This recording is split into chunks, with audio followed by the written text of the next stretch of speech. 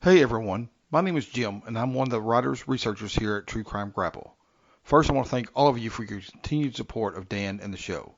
We've shown a lot of growth over the last couple of weeks, and it's all thanks to you, the listeners. It is so important that you now take the next step and go and rate and review the show at iTunes so we can continue to grow. Then you can brag to all your friends that you were on board at the beginning and have the proof. Second, I'd like to ask all of you to go and support my other endeavor. When I'm not writing for True Crime Grapple, I'm helping people plan Disney vacations. It's an odd combination, I know, but it's a lot of fun. But I don't just do Disney trips. It's really any kind of trip you can imagine, big or small. All-inclusive beach resorts, cruises, sporting events, really just about anything. And, best of all, my travel services are completely free to my clients. So, to find out more, go to Facebook and like my page, at James Pitts, Key to the World Travel. I'm sure Dan will be kind enough to put a link in the show notes.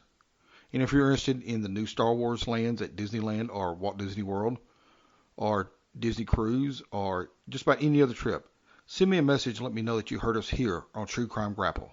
Thank you.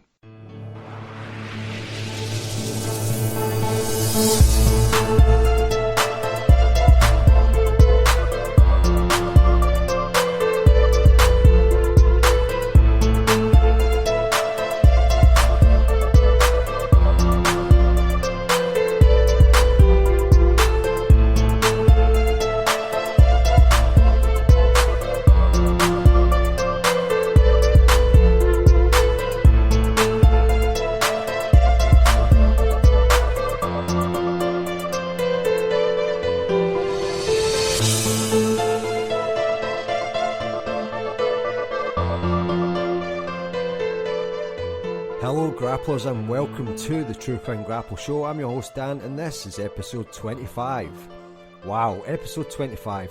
So cool to have made it to this, another milestone for the show, and we've now also surpassed the 20,000 download mark, so it's only fitting that I share this news officially on episode 25 with you. Big thanks to everyone for sticking around to support the show.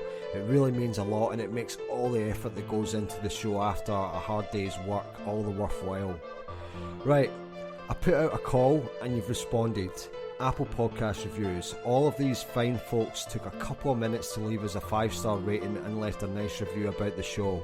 So shout out to those legends. They are HD48. Thanks for saying I have a great voice and complimenting the research done in the show, thank you. Then we have Rage Queen 6, who with Rage, but with a class of the Monarch, gave us another royal review. We also have Loves Podcats, who is apparently hooked to the show. Well, hang on there while I reel you in. And Podcast Junkie likes our great, straightforward, well-researched storytelling. Well, thanks for that, and stick around for more of the same, and do tell your friends. And lastly for this week, True Crime Critique likes the style of storytelling, and that this podcast is so real. You're damn right it is. So thanks once again to all of them. You're now officially legends of the show. Now, do you want a shout out for the show? Then you know what to do by now. Don't forget to join our social media and go ahead and leave a voicemail for the show. Check the show notes for all of that information. Lastly, yours truly has had to edit the show today as our usual sound and music guy, Baba Beats, of course, is away for a little bit. So just know that I've done my best, but editing is definitely not my strong point. Okay, enough of all that stuff. Let's get into it. Show today is written, narrated and edited by me, Dan Kelton, just like old times. So let's do this. Lock your door, sit back and relax because it's true crime time. Domestic abuse. When I say them two words, what comes to your mind first? Does it stir bad childhood memories? If so, let me apologise for stirring them memories up in your back catalogue of images probably stored in the far off passages of your mind. But now that I've done that, I wanted to share a little of my own experience in this subject. I've been in the middle of it myself, for years in fact. This was when I was growing up, and I can remember many occasions when my sister and I would be witness to some really stormy arguments between my mum and our partner at the time. There was physical stuff from both mum and our partner, but that wasn't the main crux of the domestic abuse. See, my mum is tough. She's been through a lot, so physical abuse wasn't going to gnaw her away into submission. Looking back, it was more the sometimes constant barrage of mental abuse endured. Being told you're not good enough, or you're mental, or you're a psycho on a regular enough occasion can form wounds rather than put damage to the ones already inflicted. The latter can be true also, of course, but when you step back and assess it all as a whole, what's the point of it all? The answer to me is dominance. Dominance in order to make yourself feel superior is a natural human trait, yet it is an ugly one. We see it every day. For example, when we're out driving on the road. How often do you get cut up on the roads by some person driving either a 4x4 or some flash $100,000 car? You're there minding your own business, doing the speed limit, and then this douchebag decides to cut you up, almost it seems to prove that they have a bigger, faster, more expensive vehicle than yours. As well as showing douchebaggery and a high sense of entitlement, they want to show that they can dominate you on the road. Perhaps I read too much into the psychology of drivers like that, who, by the way, I insist suffer from what I call small cock syndrome. But am I wrong? So when it comes to relationships, where the stakes are much higher, is it any wonder why domestic abuse is so common? But another question is why? Why does this happen? The latter has endless answers or even excuses, but when you fundamentally break it down, you can definitely point towards one's need or want to dominate the other, along with basic lack of respect for that other to be seen as an equal. It then manifests itself into a walking on egg-shelled cauldron for those on the receiving end from a person who's supposed to love the person they're inflicting this upon. Throughout the years, domestic abuse has had somewhat of a lackadaisical view in the eyes of the law and even communities. Turning a blind eye to an argument happening just a door down from you was common. It's not your business, so turn a blind eye and a deaf ear to it. If the police were called in, quite often it was put down to a domestic dispute, ending in the law handing out what can only be described as a slap in the wrist to both adults, and it going no further than that. That is until someone gets physically hurt. Things are changing, attitudes are changing, and they needed to, because too many things have happened. Too many people have been hurt, and too many children caught in the middle have had to bear witness to or step in like some UFC referee to separate a situation their innocent eyes and ears shouldn't be having to compute. Today is a terrible case of violence, mental torture, and ultimately murder, which manifested from dominance and lack of respect.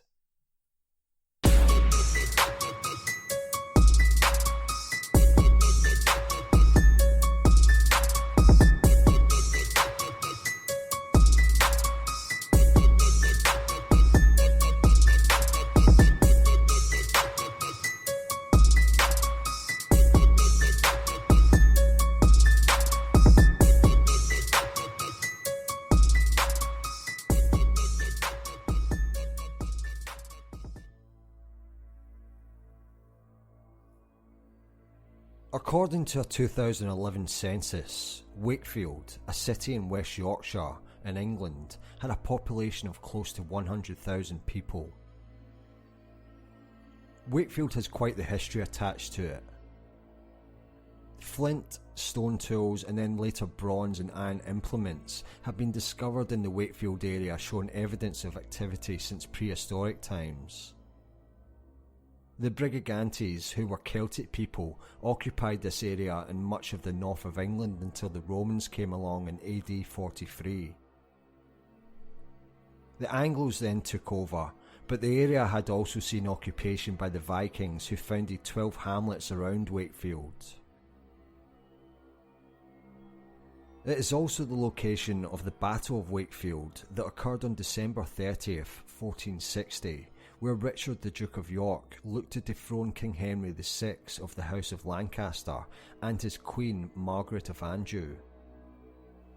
The Duke would later be killed in a battle near Sandal Castle.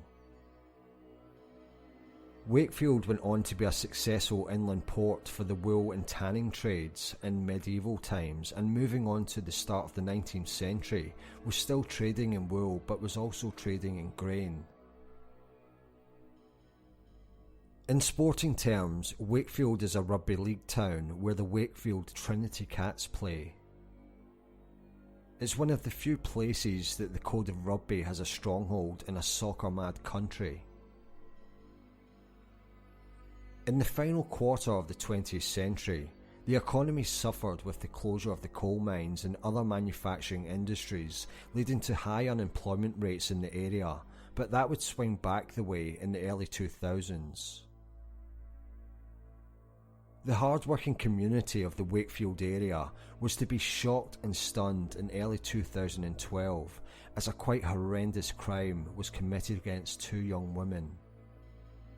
And when it was all said and done and stripped down to the bare bones, much of the anger wasn't aimed just at the murderer, but of that of the system within the government of the United Kingdom.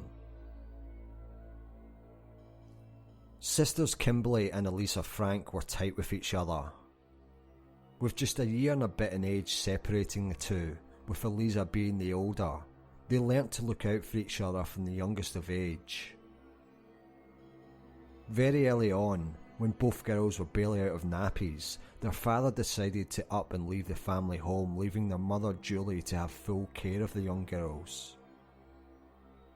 They were remembered in school by a fellow student as fairly quiet and kept themselves to themselves. By the time the girls were 13 and 14 respectively, Julie felt unable to cope and admitted both girls into care. Kimberly went to a foster family in Wales, while Elisa went into the children's home in Wakefield. At a crucial stage in life, when things are already extremely challenging, the unfortunate circumstances that led to the girls who had lent so much on each other being separated had a big effect on them. Elisa, already and naturally feeling the strain, also started having to cope with depression. While at the care home, she would go on to meet Ahmad Otak. Otak came from Afghanistan alone and illegally entered the UK in 2007, where he claimed asylum. His claim was rejected, but he was granted a period of humanitarian protection until November 5, 2013. When Otak claimed asylum back in 2007, he claimed to be 16 years old at the time. He, of course, would end up at the Wakefield Children's Home and meet an already vulnerable Elisa Frank. The pair started out as friends, and after not seeing each other for a while after the initial few meets, they bumped into each other sometime later and became close, blossoming into them becoming a couple. They were very much on-off with each other, and when Elisa came out of the care system, she and Otak moved in together, with the couple planning to marry in 2011. Unfortunately, as is often the case with domestic abuse stories, Otak's demeanour flipped completely when he and Elisa moved in together. He started becoming controlling, abusive and aggressive. The behaviour seemed to coincide with Kimberly moving back to Wakefield from her foster family in Wales, which was much to the delight of Elisa. Understandably, she wanted to spend time and reconnect in person with her younger sibling, as well as hang out with childhood friend, 18-year-old Samantha Sykes. But this didn't fit Otak's vision for his relationship with Elisa. He wanted her to be subordinate to all of his needs, and he didn't want to share her with anyone, including her family. Otak's abuse would up the gears in a short period of time as he went about controlling every aspect of Elisa's life. He would tell her what she could and couldn't wear, demand that she could no longer consume alcohol as it was not part of his culture, tell her that she could no longer speak to other men, make her walk behind him in the street, and insist that she was to no longer have contact with people who were bad influence on her, such as her friend Sam Sykes and her sister Kimberly. The extreme mental abuse knew no bounds as Otak wore Elisa down, secluding her from her friends and family. If she spoke up about it, he became violent. If she spoke up about his rotten, backward attitude towards women, he became violent. Otak's justification that Samantha and Kimberly were bad influences all stemmed from his own insecurities. Samantha had hopes of being a model, and Otak thought that the way she flaunted herself was dirty and not in with his culture. Likewise with Kimberly, he thought that she was dirty as she had had more than one boyfriend. Elisa of course wanted to leave this maniac, but she was too frightened.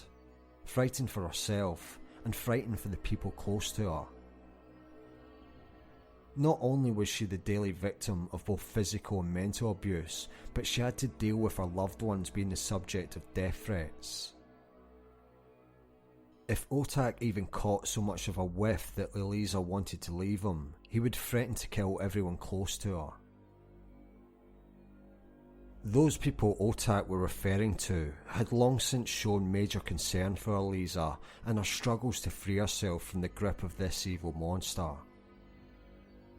He subsequently compiled what he called a kill list that had up to 12 names of the people he identified as trying to split Elisa and him up. On that list was Elisa's mother, her sister Kimberly, as well as Samantha Sykes and Elisa's other siblings.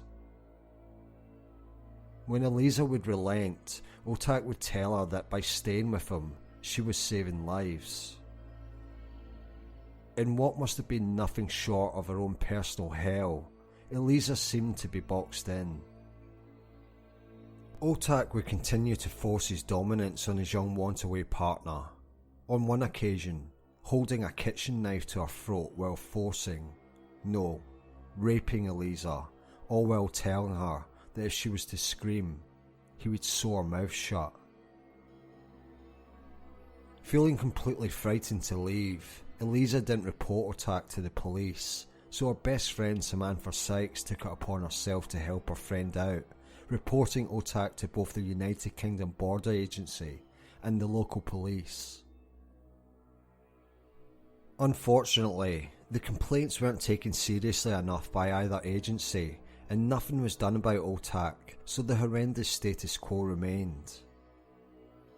In hindsight, it was to be a tragic lack of investigation on the part of both agencies.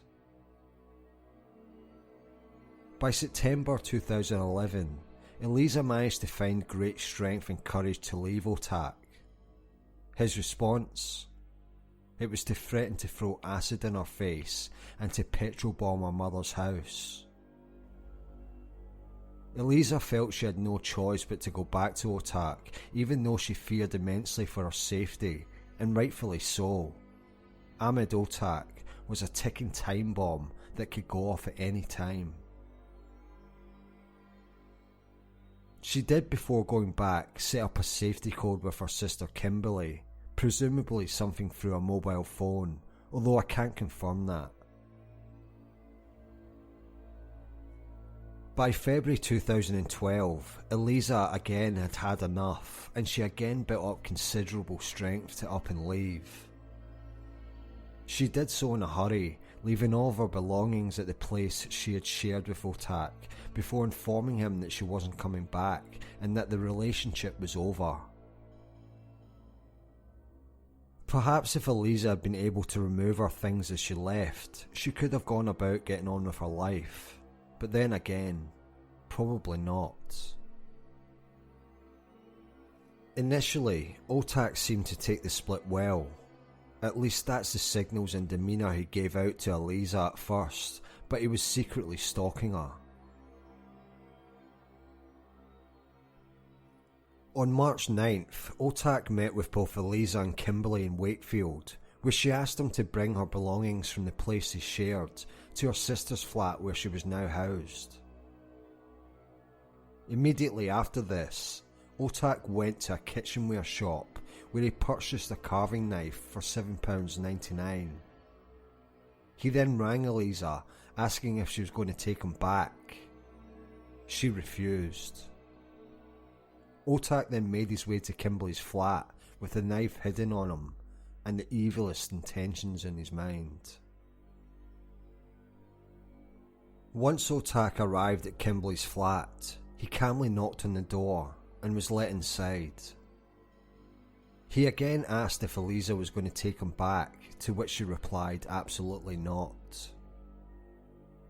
While all three of them were in the hallway of the flat, this nightmare would turn deadly.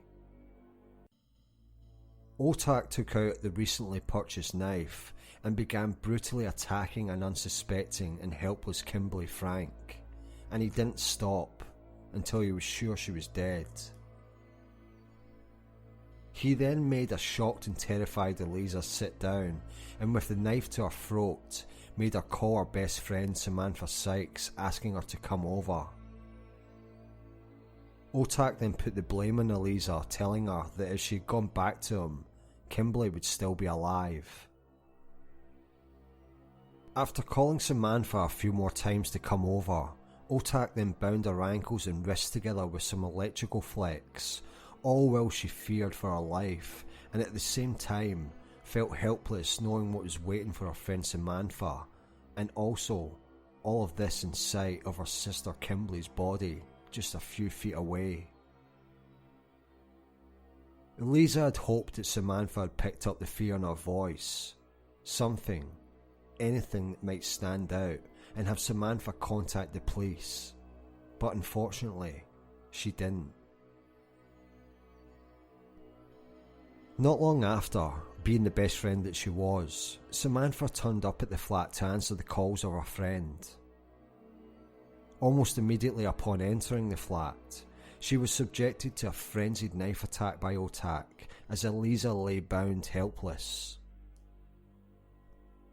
After this, Otak then bundled Elisa into Samantha's car just outside the flat and they began making their way to Dover, which is about a 260 mile or 420 kilometre trip. Dover is the major port for boats travelling to and from France. Otak told Elisa he wanted to take her back to his country of Afghanistan to show her how women live in his culture. When they arrived at the port of Dover, Otak dumped Samantha's car and attempted to find his way onto a lorry with Elisa so they could make it across to France. It was around this time that they met an illegal immigrant called Bahram Barami, who himself was trying to find his way onto a truck in order to get to France. All three then found a truck to hide in, and when Otak's back was turned, Elisa took her opportunity to tell Bahram of her situation, of how she had been kidnapped and was brought to Dover at knife point. Despite it meaning that for himself he would be detained for being an illegal, Bahram knew that he must do something. He told Otak that the truck that they were on was not going to France, so the three of them got back out. As soon as he had the opportunity, he managed to wrestle the knife from Otak, breaking it in half, giving Elisa enough time to make a beeline for a nearby house, and then calling the police when she got there. Police were fairly quick in their response, being that they were at a port probably played a big part in this. On the arrival of the police, all three of them were taken into custody for questioning, with Otak claiming Elisa had helped him kill her sister and her best friend. It was 3 days before police released her. Soon after her release, police quickly went about charging Otak with the double homicide of Elisa Frank and Samantha Sykes. On March 12, 2012, Otak appeared at Wakefield Magistrates Court, where he was formally charged of the murders as well as false imprisonment and kidnap of Elisa, as well as being in possession of a large kitchen knife. 5 charges in total. He spoke only to confirm his name, address and date of birth. He was then remanded until a later court hearing. At that court hearing, which took place in October of that year, Otak appeared via video link from Wakefield Prison. It was at this hearing that he pled guilty to murdering both Kimberly and Samantha, but he denied the charges of unlawful imprisonment and kidnap. The prosecution team was happy with this plea, as they were confident of gaining full convictions for the murder charges, but just in case, they kept the charges Otak denied on file. Before the hearing ended, the justice warned Otak that he could well be facing up to life in prison. As Otak had already pleaded guilty, there was no need for a trial, which spared Elisa having to take to the stand to testify and relive all of the horrors she witnessed on that day to an audience. Instead, the hearing at Leeds Combined Court on November 9th, 2012 would be a sentencing hearing. Hey friends of the show, sorry for a pause in the story, but just a quick reminder to let you know how you can help support the show by becoming a patron. Head on over to patreon.com/truecrimegrapple, and for $1 US a month you can get a shout out on the show with the assault tier. For $5 a month there is the murder tier, where we'll have early episodes up every so often and we'll have some bonus content coming your way. So check it out. That's patreon.com/truecrimegrapple. Any donation is greatly appreciated and welcomed. Once again, patreon.com/truecrimegrapple. Many thanks. Mr. Judge Coulson was in charge of handing down the sentence that day, and before he would do so, he would address the issue of Ahmad Otak's age.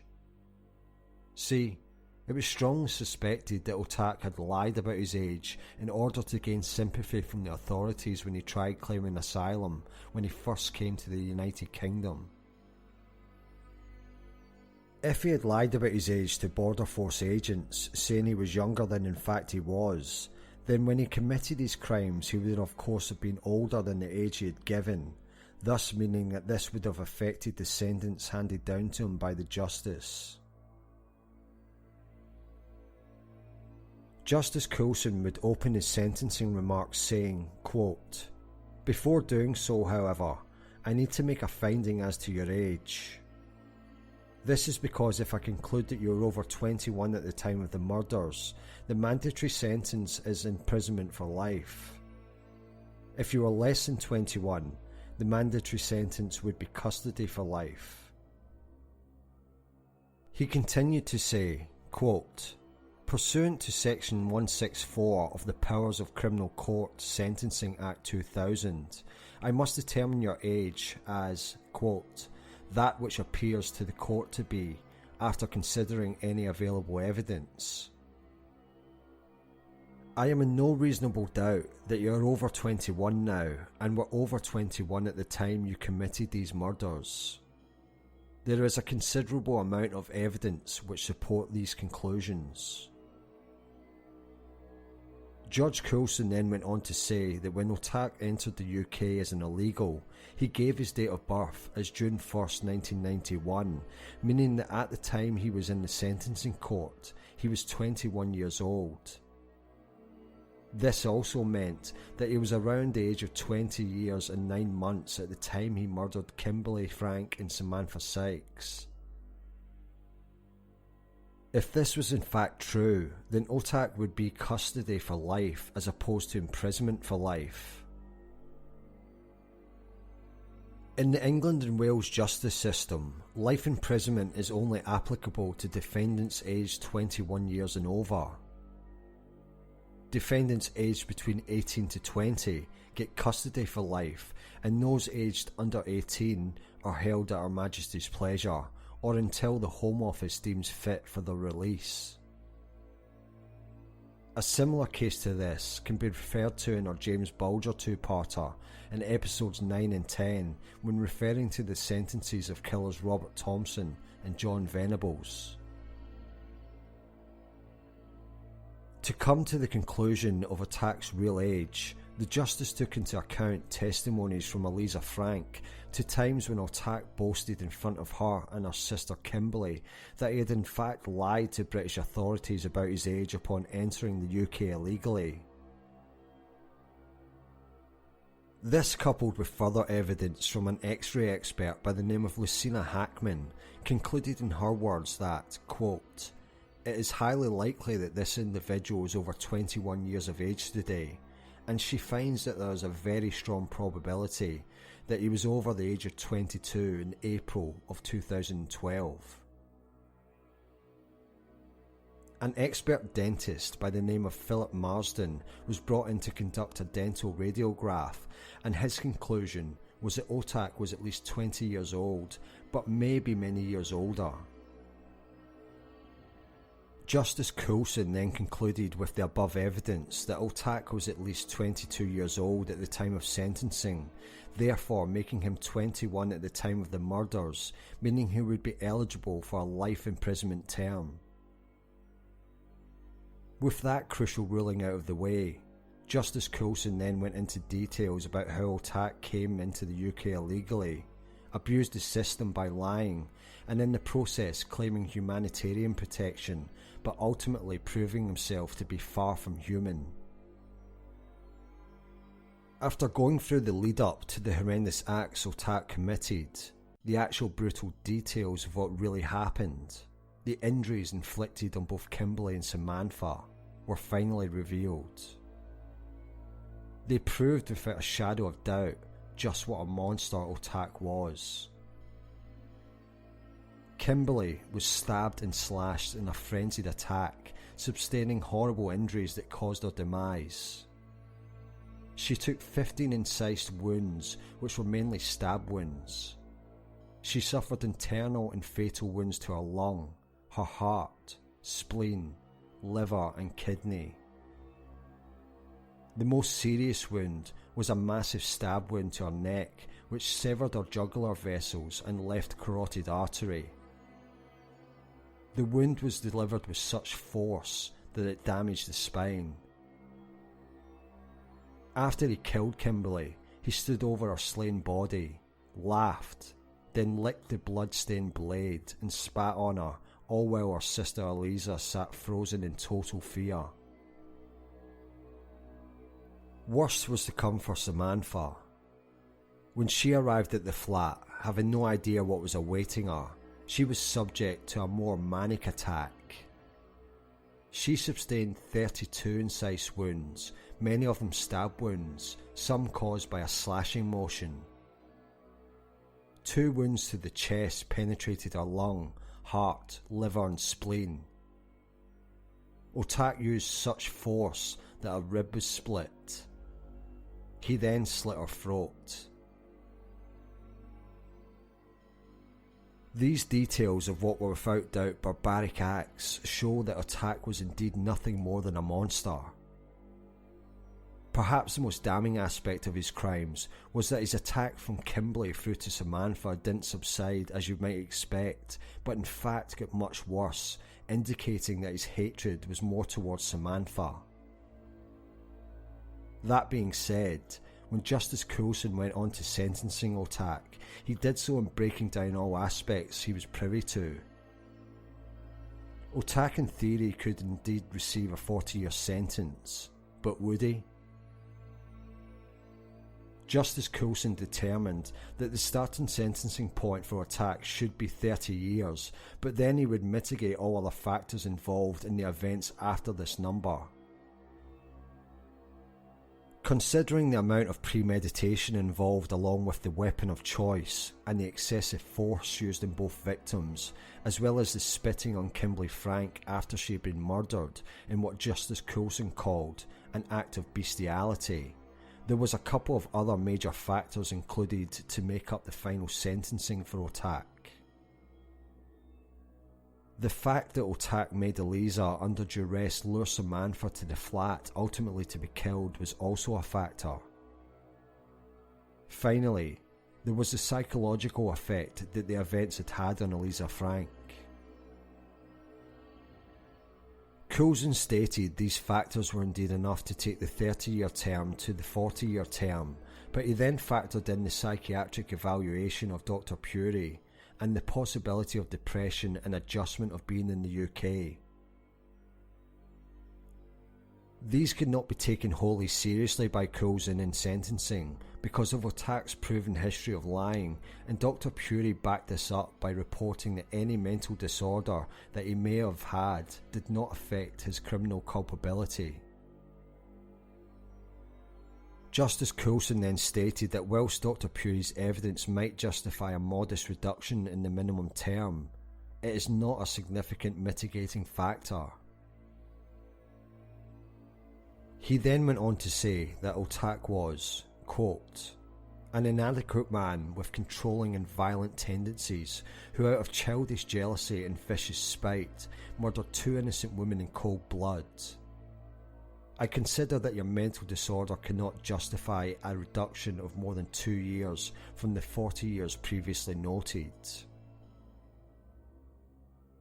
He then took into account Otak's youth as a further reason for not implementing the full 40-year term, as well as his eventual acceptance of his crime and not putting Elisa through the ordeal of a trial.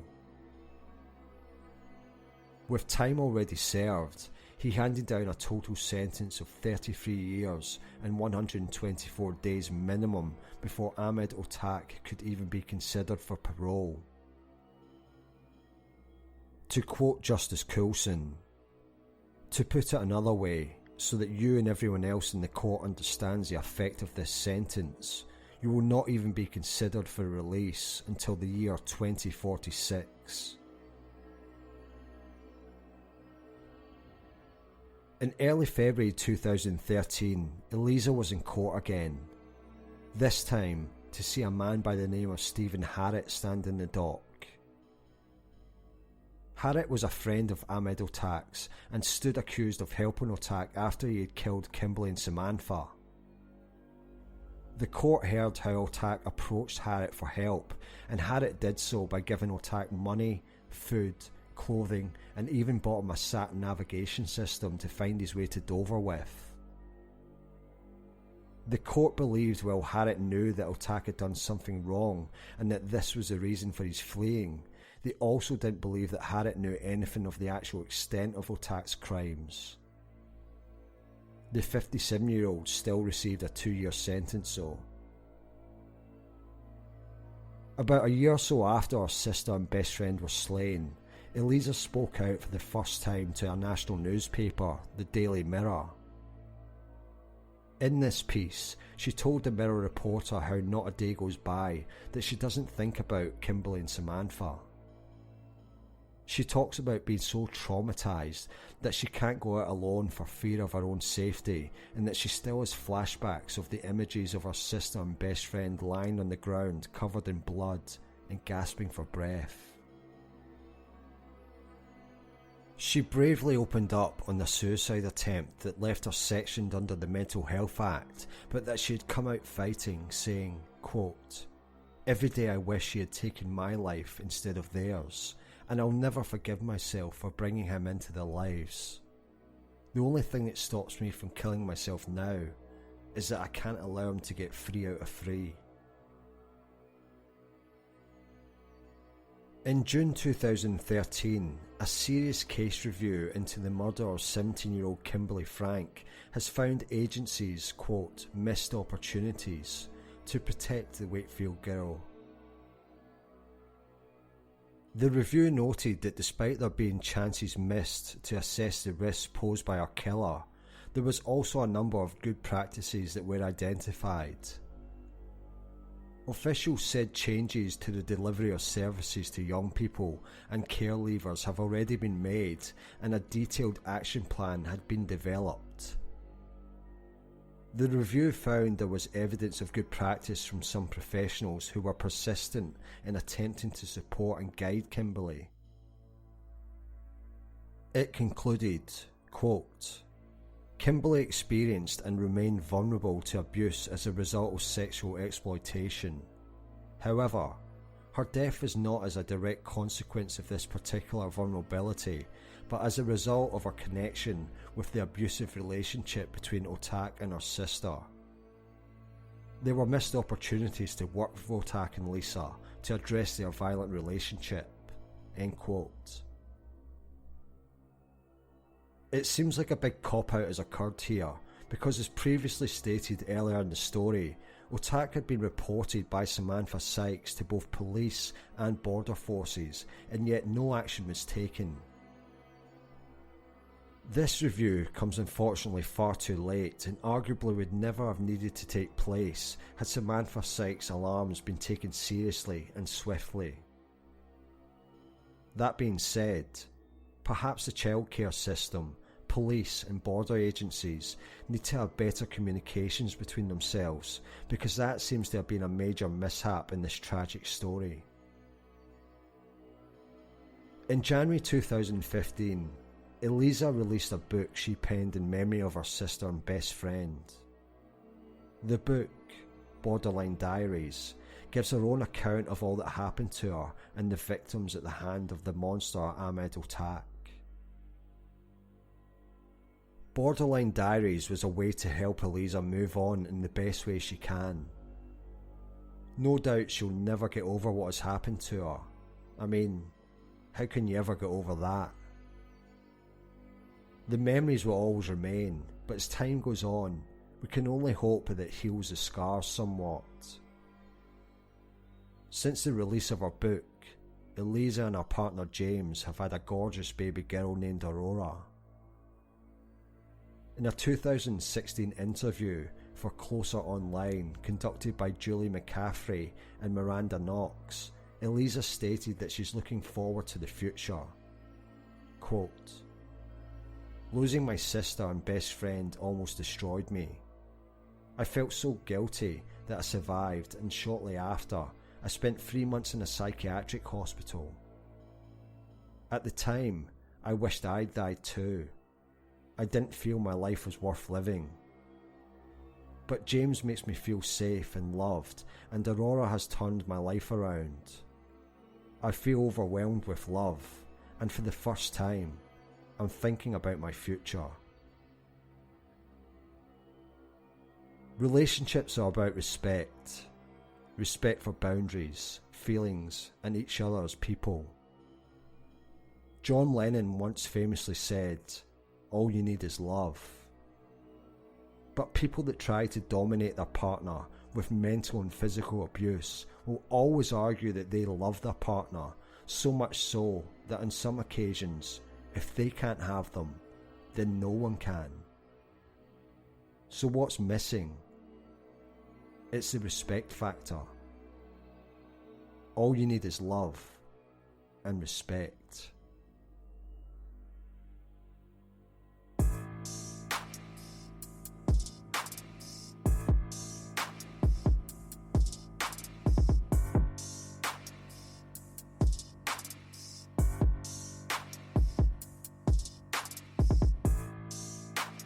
That wraps up this episode. Number 25 is in the books. Hope you enjoyed this episode this week, and thanks once again for joining us.